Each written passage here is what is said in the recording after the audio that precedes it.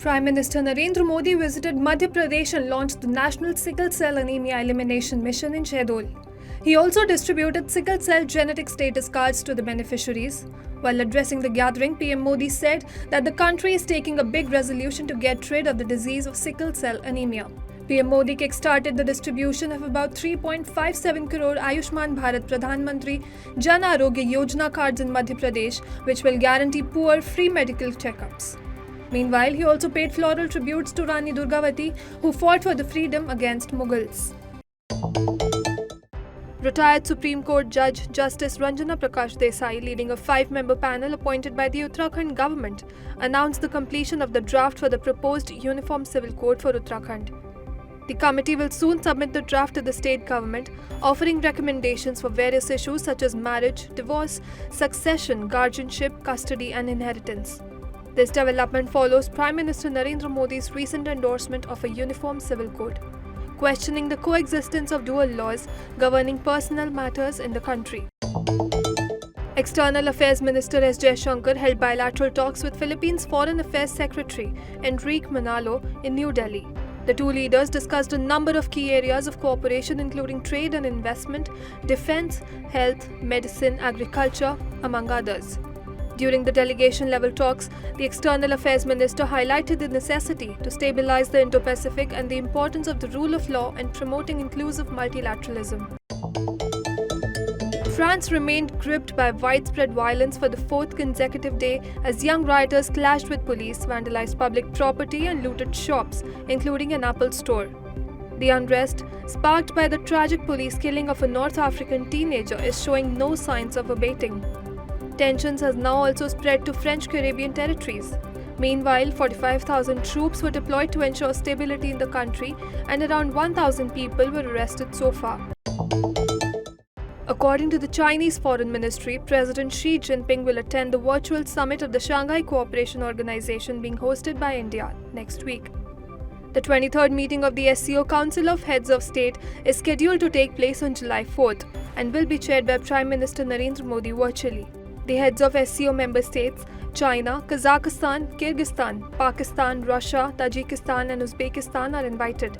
Meanwhile, India has also invited Iran, Belarus and Mongolia as observer states, and Turkmenistan has been invited as the guest of the chair. The International Monetary Fund has reached a staff-level agreement with Pakistan worth about $3 billion. The deal, subject to approval by the IMF board in July, comes after an 8-month delay and offers some respite to Pakistan, which is battling an acute balance of payments crisis and falling foreign exchange reserves. The funding, spread over 9 months, is more than Pakistan's expectations and provides it a vital access to US dollar funding. The World Bank has granted Sri Lanka a significant funding package of $700 million. The biggest funding tranche for the crisis-hit island nation since an International Monetary Fund deal in March. Out of this, approximately $500 million will be allocated for budgetary assistance, while the remaining $200 million will be dedicated to welfare support for those worst affected by the ongoing financial crisis. At least 26 people were charged to death, including 3 children, and 8 people were injured after a bus caught fire on Samruddhi Mahamarg Expressway in Maharashtra's Buldhana. Maharashtra Chief Minister Eknath Shinde and Prime Minister Narendra Modi expressed grief at the loss of lives and announced an ex gratia of Rs 2 lakh and Rs 5 lakh respectively to the next of kin of the deceased. Government has also ordered a probe into the accident.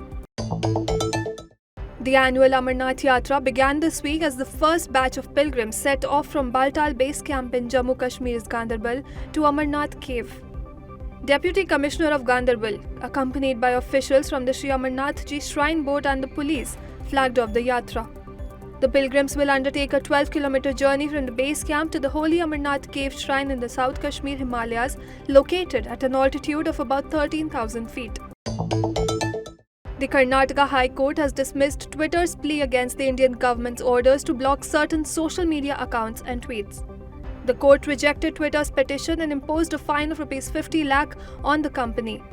Last year, Twitter challenged the orders issued by the Ministry of Electronics and Information Technology under the Information Technology Act. The government stated that Twitter had been a habitual non-compliant platform for several years. According to central government, at least 50 meetings were held with Twitter before issuing the blocking orders. The Board of Control for Cricket in India has signed a 3-year deal with Dream 11 as the lead sponsor for Team India, replacing Byju's. Dream 11's branding will appear on Indian team jerseys starting from the Test series against the West Indies in the ICC World Test Championship 2023 to 2025 cycle, the team's first assignment in the ICC World Test Championship 2023-25 cycle. Ace Indian javelin thrower Neeraj Chopra claimed the top spot with an impressive throw of 87.66 meters in Diamond League at Lausanne. Despite returning from a month-long injury break, Neeraj demonstrated gradual progressions with throws of 83.52 meters and 85.04 meter before delivering his exceptional fifth attempt. This win marks Neeraj Chopra's second Diamond League title of the season.